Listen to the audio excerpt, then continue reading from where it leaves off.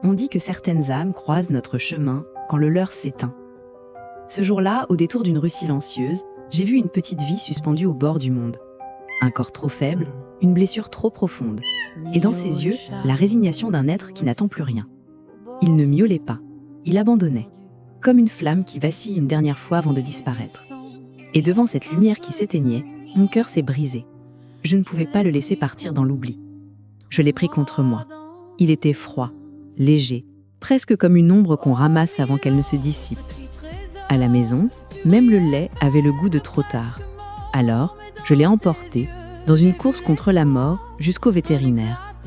Là, entre les mains de ceux qui tentent de retenir les vies qui glissent, une injection, un souffle, une chance infime. Puis, la décision la plus douloureuse, le laisser là, seul, mais entre de bonnes mains, pour qu'il lutte, encore un peu. Lumière grandit, un souffle chaud, un cœur qui vit. Ses pattes dans l'ombre, pas hésitant, mais son âme chantait doucement.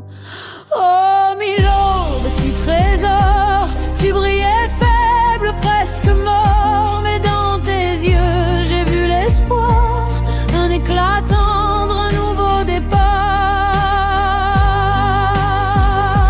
Toi et moi, deux âmes brisées, liées par l'amour, par un Les jours ont passé comme des pages froissées.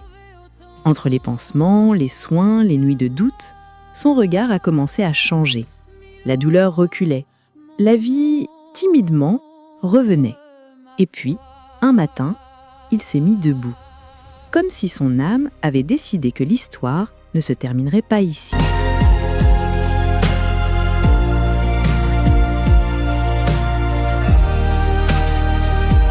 Oh Milo, petit trésor, tu brillais faible, presque mort. Aujourd'hui, Milou n'est plus ce fantôme trouvé au bord du silence.